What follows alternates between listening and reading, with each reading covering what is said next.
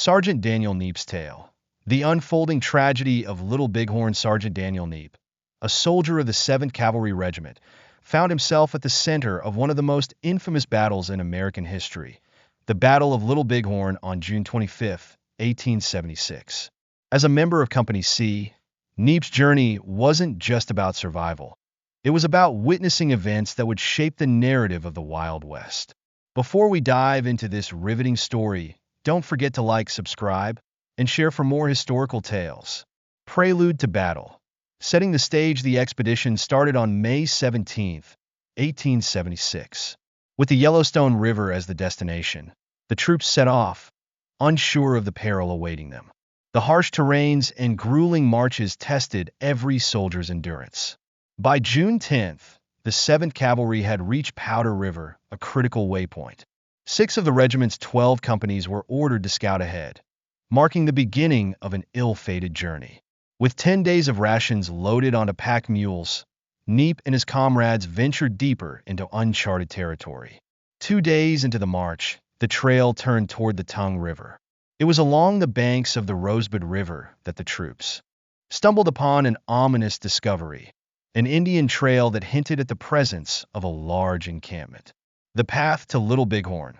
A tense pursuit. The situation grew tense as the soldiers realized they were on the cusp of encountering a formidable force of Lakota Sioux and Cheyenne warriors. The troops pressed forward, marching through the night, only to pause briefly at dawn to brew strong, bitter coffee, their only source of warmth and energy in the chilly morning air. General Marcus Reno, commanding this detachment, soon noticed the dwindling rations. Reluctantly, he ordered the men to head back toward the Rosebud River to regroup. By June 22nd, at the junction of the Rosebud and the Yellowstone Rivers, the 6 scouting companies reunited with the rest of the regiment, led by Lieutenant Colonel George Armstrong Custer. General Alfred Terry, the department commander, was also present, trying to ensure that the expedition remained on course. Despite the stakes, tensions were high within the ranks. Custer, known for his fiery demeanor, had recently faced arrest due to his controversial stance against post traders who had monopolized goods at military outposts. This conflict stemmed from scandals that plagued President Grant's administration, involving inflated prices and corruption among the suppliers. A critical decision, the fate of the Gatling guns as the troops resupplied with rations from the steamboat Far West. Custer made a decision that would later haunt the regiment. Despite being offered 2 Rodman artillery pieces and 2 Gatling guns, he chose not to bring them along, believing their weight would slow down the cavalry's advance. Instead, he entrusted the heavy weaponry to General Gibbon, who was stationed across the river. In retrospect, Neep and other survivors would later rue this decision. If we had kept even one of those Rodman guns, Neep would recall, it could have turned the tide, forcing the warriors to flee rather than overwhelm us. His voice would tremble with the weight of what could have been, as the survivors pondered whether more lives could have been saved. The march of the 7th Cavalry into the Valley of Death on June 23rd, the regiment received strict orders. No bugle calls, minimal fire for cooking, and silent communication through hand signals. These precautions reflected the growing realization that they were moving closer to an enemy determined to protect its land. By June 24th, they arrived at an area that had hosted a recent sun dance ceremony. The site, adorned with makeshift shelters of cottonwood branches, was eerily quiet, a stark contrast to the thundering hooves and battle cries that would soon shatter the stillness. 6 Crow Scouts accompanied the regiment, acting as both guides and interpreters of the enemy's tactics. Their keen eyes were drawn to a grisly discovery, a human scalp dangling from a willow branch. It belonged to a soldier under General Gibbon's command, a reminder of the deadly encounter that awaited them. The Crow Scouts, enraged by the sight, erupted in frenzied war cries, their fierce loyalty driving them to avenge the fallen comrade. The battle begins. The clashing of forces as dusk fell on June 24th. The Crow Scouts returned to the camp with urgent news. A massive village of Lakota Sioux, Cheyenne, and Arapaho lay ahead, sprawling across the valley. The excitement of the discovery was palpable, but so was the looming sense of danger. Neep recalled how the night was filled with anxious preparations, soldiers hastily checking their rifles, tightening saddle straps, and whispering final words to each other under the dim light of the stars. With the first light of June 25th, Custer ordered the regiment to saddle up and pack their gear. They split into 3 battalions, with Major Reno leading the left flank, Captain Benteen taking the right, and Custer himself driving straight into the heart of the valley. Neep's unit, part of Custer's battalion, advanced toward what would soon become the site of a legendary and brutal clash. The Last Stand, a fight for survival as the regiment descended into the valley. The soldiers were initially met with what seemed like an abandoned encampment. Tents were left standing, and the embers of fires still smoldered. However, the calm was deceptive. Within minutes, the first wave of Lakota warriors charged from the hills, their war cries echoing through the air. The 7th Cavalry, caught off guard, quickly formed defensive lines, but the overwhelming force of the attack soon scattered them. Neep, a seasoned soldier, described the chaos vividly. Bullets whizzed past, arrows fell like rain, and men shouted orders drowned out by the cacophony of battle. As warriors closed in from all sides, the regiment struggled to maintain cohesion. Lieutenant Colonel Custer, seen rallying his men from horseback, became a focal point of both inspiration and desperation. Despite his efforts, the sheer number of warriors forced the soldiers to retreat up a small hill, later known as Custer Hill. A desperate struggle. Neep's bravery under fire with Custer's battalion surrounded, the fighting turned into a desperate hand-to-hand struggle. Neep, using both rifle and revolver, fought to hold his position alongside his fellow soldiers. He watched as one comrade after another fell, their cries of pain mingling with the war whoops of the advancing warriors. Despite the hopeless odds, Neep refused to yield, driven by a fierce sense of duty. He later recalled, "In that moment, there was no thought of survival, only the will to stand and fight." The aftermath. Witnessing the fallen by the end of the day, the valley was filled with the aftermath of battle. The warriors, having overwhelmed Custer's position, turned to finish off the remnants of the 7th Cavalry elsewhere. Neep, one of the few survivors, described the grim scene. The ground was littered with the fallen, both friend and foe. The silence that followed was more haunting than the battle itself. The inquiry, a testimony of valor in the weeks following the battle, Sergeant Neep became a crucial witness during the court of inquiry that sought to understand what had gone wrong. His testimony offered a clear account of the events, shedding light on Custer's decisions and the overwhelming resistance they faced.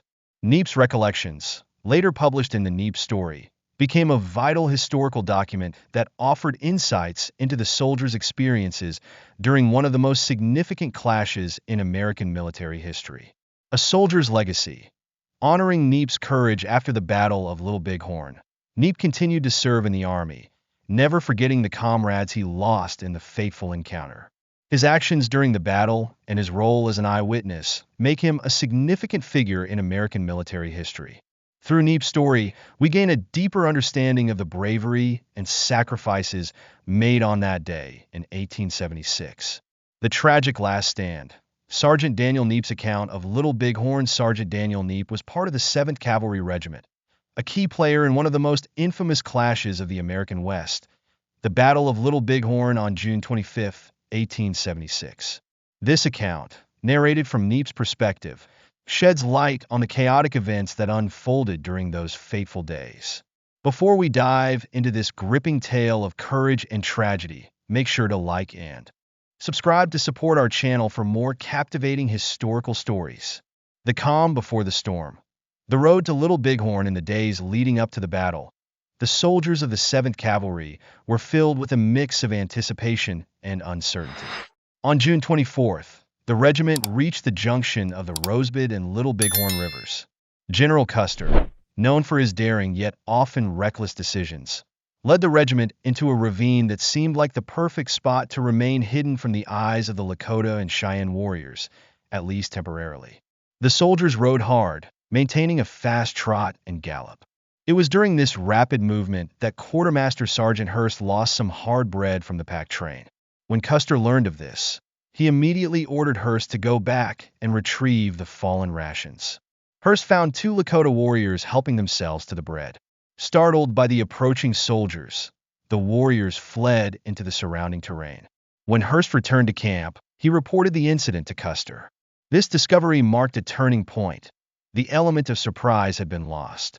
Realizing that the enemy now knew of their presence, Custer ordered the regiment to saddle up, deciding to press forward with immediate action. Custer's tactical division, a gamble for glory as the regiment advanced toward the divide. Custer paused briefly to survey the land with Chief Trumpeter Henry Voss and two scouts. He was gone for nearly 2 hours, and upon his return, he made a pivotal decision, dividing the regiment into 3 separate detachments. Major Marcus Reno was given command of 3 companies, A.M. and G. Captain Frederick Benteen took control of 3 others, H, K, and D. Captain Thomas McDougal was tasked with managing the pack train alongside Troop B, while Custer kept 4 companies under his direct command, C, I, and F. The plan was clear: strike the massive Indian encampment from 3 directions simultaneously. Major Reno and Captain Benteen would approach from the flanks, while Custer intended to lead a bold charge straight into the heart of the camp. Meanwhile, Captain McDougal would bring up the pack train along the main Indian trail, ensuring supplies were within reach. As the troops galloped down what is now known as Teens Creek, they crossed a shallow ford where they discovered the remnants of an abandoned Lakota encampment. The fires were still, smoldering, and an eerie silence lingered in the air. A single dead warrior lay inside one of the teepees. Custer, without hesitation, ordered the teepee to be set ablaze, signaling the regiment's relentless advance. First contact. The battle begins just before reaching the Little Bighorn River. Neep spotted movement on the bluffs above. "There are the Indians," he shouted to First Sergeant Bobo, who rode beside him. At that very moment, Custer raised his head, catching sight of the warriors. Instantly, Custer led Troops C, I, and F up the steep bluffs, hoping to engage the warriors before they could retreat. Captain Tom Custer, the general's younger brother, commanded Troop C. As they reached the top of the ridge, the warriors had vanished, leaving only the distant sight of countless teepees spread across the valley below. The Crow Indian scouts accompanying the regiment suggested sneaking down to capture a few ponies, but the effort was met with gunfire, resulting in casualties among the scouts. Chief Scout Mitch Boyer, Curly, a Crow scout, and Bloody Knife, a Ree scout, remained with Custer's troops, observing the camp from the ridge. When the soldiers saw the Indian encampment in the valley, they couldn't contain their excitement. Some began cheering, ready to charge down and engage. Neep, riding close to Sergeant Finkel and Captain Tom Custer, heard Finkel shout that his horse was giving out. Neep urged him forward, but Finkel fell behind. Just then, Captain Custer ordered Neep to deliver urgent orders to Captain McDougal with the pack train. Neep's mission was clear: get the pack train across to higher ground, even if it meant abandoning some supplies. "Hurry up," Tom Custer yelled. "There's a big Indian camp down there." A fortuitous twist. Neep's narrow escape. As Neep galloped back toward the pack train, he realized how fortunate he was. If Sergeant Finkel had not fallen behind, he later reflected, it would have been him delivering those orders instead of me. The sight of dust rising from the pack train in the distance gave him a glimmer of hope. Reaching Captain McDougal, Neep relayed the orders, and then continued to Captain Benteen, who was positioned on the bluffs. By the time Neep reached Benteen, chaos had erupted. The Indians, numbering in the thousands, had launched a fierce counterattack on Major Reno's detachment, forcing the troops to retreat from the river's edge and take cover on the bluffs. Neep managed to join the embattled soldiers as they formed a defensive line, firing desperately to hold off the advancing warriors. The desperate defense, a struggle for survival. Major Reno's men, including Neep, were quickly pinned down on the bluffs, surrounded by Lakota and Cheyenne warriors. Despite attempts to maintain a defensive perimeter, the relentless waves of attacks made it nearly impossible. The sound of gunfire was constant, Neep remembered. The air was thick with smoke, dust, and the cries of the wounded. The need for water became a dire concern. The wounded, of whom there were 68 in total, cried out in agony. Some soldiers bravely attempted to reach the river below to fetch water, but they were met with a hail of gunfire. Few made it back, and those who did carried only a fraction of the water needed. As night fell on June 25th, the Lakota and Cheyenne warriors paused their assault. In the darkness, war songs and drums filled the air, adding to the already tense atmosphere. It was a night of hellish anticipation, Neep recalled. Every soldier wondered if they would live to see the dawn. June 26th, a renewed assault. With the first light of June 26th, the battle resumed. The warriors launched another fierce assault, determined to break the soldiers' defensive line. Neep and his comrades fought back with every ounce of strength, managing to hold their ground despite mounting casualties. We lost several men, and the Indians scalped them before we could recover their bodies, Neep said somberly. By late afternoon, the warriors began to withdraw, their families busy packing up the massive camp. Neep and the surviving soldiers watched as the warriors continued to fire sporadically, buying time for their people to retreat. As dusk settled, the soldiers braced for another long night, unsure of what the morning would bring. The arrival of reinforcements. A bitter discovery on the morning of June 27th. The remaining troops saw no sign of the warriors. Finally, they could venture down to the river to collect water and tend to the wounded. It was around 10 a.m. when General Gibbon's column arrived, accompanied by General Alfred Terry, the department commander. We greeted General Terry with loud cheers, Neep remembered. But as he looked around, his face turned pale, and tears filled his eyes. The full scope of the tragedy became apparent. When Terry reported seeing the bodies of over 200 soldiers scattered across the valley, confirming what Neep and the others had feared, Custer and the 4 companies under his command had been annihilated. Later that afternoon, Neep accompanied Captain Benteen to survey the battlefield. What he saw would haunt him for the rest of his life. The dead lay thick across the hill, he recalled. General Custer's body was among them, shot through the heart, with fallen soldiers lying around him in a small heap. The aftermath. Neep's reflection, Neep's survival, and eyewitness account of the Battle of Little Bighorn became a crucial part of history. He remained in the Army, bearing the weight of the memories and losses of that fateful day. We fought hard, but we were overwhelmed, Neep would later write in his memoir, The Neep Story. It was a battle where bravery was met with tragedy, and every man fought to the last breath. The legacy of the battle remains a poignant chapter in American history, a testament to both the fierce resistance of the Lakota and Cheyenne defending their land and the relentless ambition of the 7th Cavalry. The aftermath of Little Bighorn, Sergeant Daniel Neep's final account. The Battle of Little Bighorn remains one of the most harrowing and controversial events in American military history. As a soldier of the 7th Cavalry, Sergeant Daniel Neep witnessed the chaos, bravery, and devastating defeat firsthand. His recollection offers a vivid perspective on the battle's aftermath, as well as the enduring legacy of this monumental clash. Before we continue, don't forget to like, share, and subscribe for more gripping historical accounts. A clash of titans. The final moments of Custer's last stand as the dust settled over the battlefield. The bodies of fallen soldiers and warriors lay strewn across the plains. Among those lost were many brave officers, including Captain Tom Custer, brother of General George Armstrong Custer, and Lieutenant James Calhoun, Custer's brother-in-law, who led H Troop. In the end, there were no survivors among Custer's detachment. Only silence remained where moments before there had been the deafening roars of battle.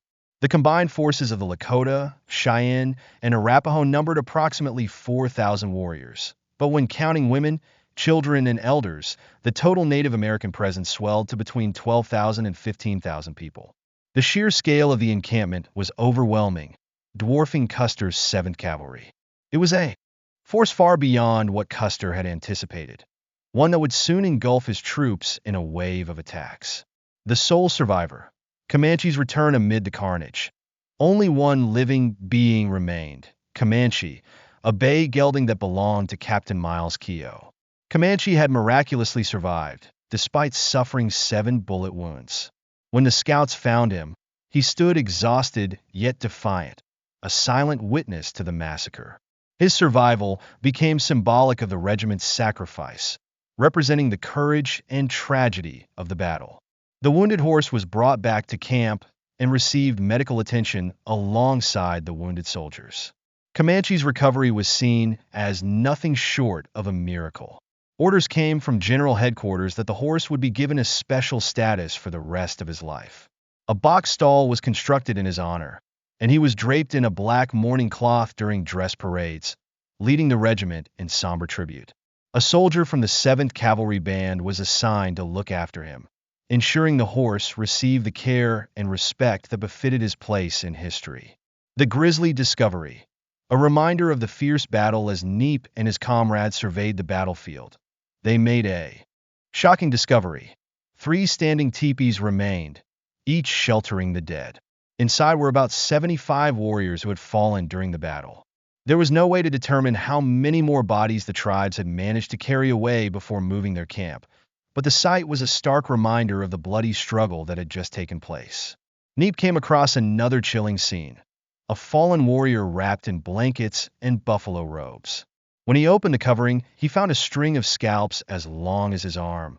Among them, 4 women's scalps. 2 had long red hair, suggesting they belonged to settlers or scouts who had met a violent end. The sight was gruesome, even for a battle-hardened soldier like Neep. He quickly dropped the scalps, unwilling to carry such a disturbing trophy. It was a reminder of the brutal realities of war on the frontier. Burying the dead. Honoring the fallen once the battlefield was secured, the task of burying the fallen began. The soldiers worked tirelessly to ensure their comrades received a proper burial, despite the scorching summer heat and the relentless flies that swarmed the bodies. The scene was one of grim duty and quiet mourning. "We buried them as best we could," Neep later wrote, with a solemn vow to remember their sacrifice. After the burials, attention turned to the wounded. Many of them were in desperate need of medical attention, and the situation was dire. The steamboat Far West, which had traveled upriver as far as possible, awaited the arrival of the wounded soldiers. Despite the harrowing conditions, most of the wounded recovered, thanks to the timely medical care they received aboard the steamboat. It was a small mercy amid a sea of despair. A decisive victory for the Lakota and Cheyenne. While the 7th Cavalry struggled to regroup, the Lakota, Cheyenne, and Arapaho had already begun packing up their massive encampment. With victory secured, they moved swiftly, taking advantage of the disarray among the U.S. forces. Neep's regiment, bruised and battered, was in no condition to pursue them. "We were too badly injured and shot up to mount any sort of counterattack," Neep recalled. The tribes had won a decisive victory and escaped without further conflict. The legacy of Little Bighorn. A new perspective. The Battle of Little Bighorn, part of the larger Great Sioux War of 1876, was a devastating defeat for the U.S. Army and a moment of triumph for the Lakota and Cheyenne nations, who had fought fiercely to defend their land and way of life. For Neep and the survivors, the battle became a turning point in their understanding of the American West. It was no longer just a frontier to conquer. It was a land fiercely defended by those who had called it home for generations. Neep's first-hand account of the battle provides a haunting yet invaluable perspective on the clash of cultures that defined the 19th century American frontier. His words serve as a reminder of both the bravery of the 7th Cavalry and the resilience of the Native American tribes. "Though we were defeated," Neep concluded, "the courage and resolve of every man present cannot be denied. It was a day of blood and bravery, a chapter that will forever be remembered in the annals of American history." Closing remarks. Reflections from Neep as the steamboat Far West made its way back down the Yellowstone River. Carrying the wounded to safety, the men of the 7th Cavalry were left to reflect on the battle's brutal lessons. The loss was a devastating blow to the Army's efforts in the West, but it also marked a pivotal moment in the ongoing conflict between the U.S. government and the Native American tribes. "We lost more than a battle that day," Neep reflected. "We lost an understanding of the people we sought to conquer, a people with a history, a culture, and a fierce spirit that could not be broken. It was a lesson learned in blood,